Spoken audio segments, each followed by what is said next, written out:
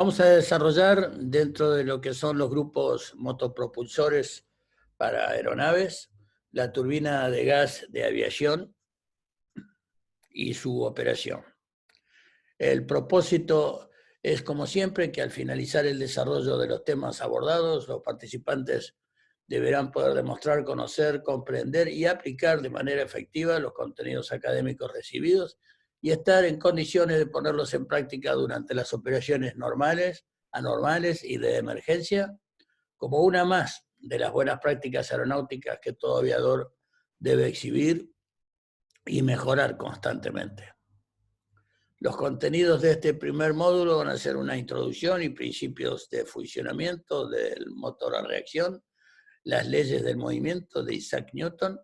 principios de conservación de la energía y las principales secciones del motor a reacción. La propulsión a reacción es la fuerza generada en sentido opuesto a la expulsión de gases. La primera evidencia de un motor de este tipo se le atribuye a Ero de Alejandría en el 250 años antes de Cristo.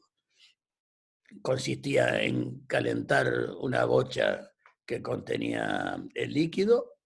y con dos boquillas opuestas, como se lo ve, y al expulsar vapor después de su calentamiento, al expulsar vapor por esas boquillas, produce una reacción que hace girar la esfera.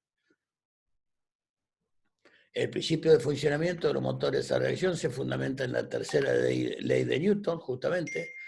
que consiste en que toda acción o fuerza aplicada sobre un cuerpo genera una reacción de igual magnitud y dirección, pero de sentido opuesto, inverso.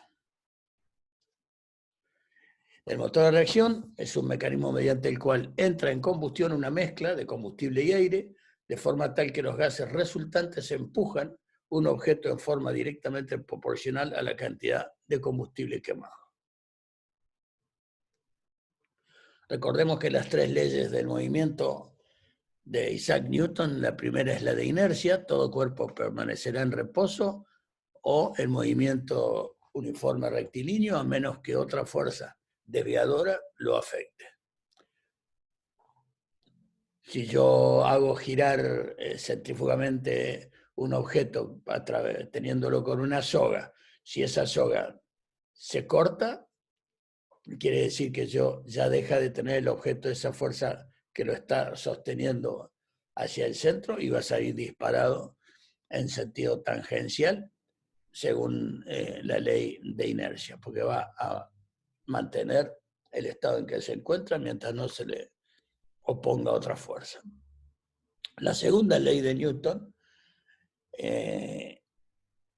afirma que el cambio de movimiento es directamente proporcional a la fuerza impuesta. La fuerza es igual a masa por aceleración, según esta ley. Y la tercera es que con cada acción ocurre siempre una reacción igual y en sentido contrario. Es la famosa de soltarle el pico a un globo que está inflado con aire y es la más simple y la que más hemos visto desde chiquitos, y lo mismo ocurre si en un cilindro con gases a presión se le libera la válvula, si ese cilindro tuviera rueditas, saldría disparado en sentido opuesto a donde están expeliéndose los gases. Por lo tanto, los invito a que juntos construyamos un motor a reacción en donde vamos a tener una entrada de aire al motor, en donde, aplicando la segunda ley de Newton, eso va a tener una fuerza que es igual a masa por aceleración 1, le vamos a llamar a la aceleración de los gases en la entrada. Y si queremos que a la salida el valor de esa fuerza sea superior y no vamos a tener oportunidad de cambiar la masa,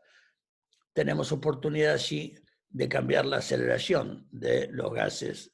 de escape, en este caso, de un modo tal que la aceleración a la salida, 2, sea superior a la aceleración de la entrada. ¿Cómo logramos esto? Y con aquel principio de la esfera, calentando esos gases, si yo tengo a la entrada aire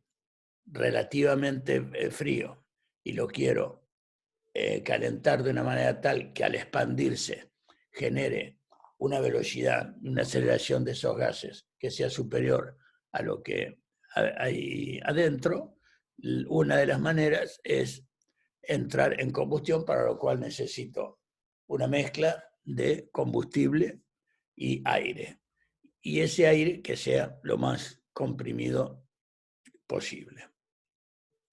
Por lo tanto, en este simple ejemplo se cumpliría el principio de conservación de la energía, mediante el cual vamos a transformar la energía química del combustible en calórica y esta, a su vez, en energía mecánica. ¿De qué modo? De la manera en que está concebida un motor a reacción, con una etapa de admisión, de aspiración de gran volumen de aire en la entrada, con un compresor que es de diferente tipo. Este es un compresor axial de 2 etapas, una etapa de 3 fases de compresor de baja presión y otra de múltiples etapas de alta presión, pero ya vamos a ver las diferencias con otros tipos de compresores, y que se denomina axial porque el flujo de aire es siempre en general paralelo al eje. Entonces vamos a comprimir los gases con ese compresor, vamos a inyectarle ignición y combustible para que entren en combustión, se expandan violentamente. Primero, al expandirse, gran parte de esa energía es absorbida por turbinas que van a tener el propósito de impulsar el compresor, y el gas remanente vuelve a tener una sección convergente, con lo cual se acelera de un modo tal que la velocidad a la salida va a ser superior a la de la entrada, además de el empuje que van produciendo cada una de las distintas partes del motor al cumplir su ciclo, como vamos a ver más adelante. Aplicando la segunda ley del movimiento, si la velocidad de la masa de aire a la salida es superior a la aceleración de la entrada, se habrá generado una fuerza. Al generarse esa fuerza, por la tercera ley de Newton, a una acción se va a anteponer una reacción de igual magnitud, dirección, pero de sentido inverso. Muchísimas gracias. Continuamos en las próximas.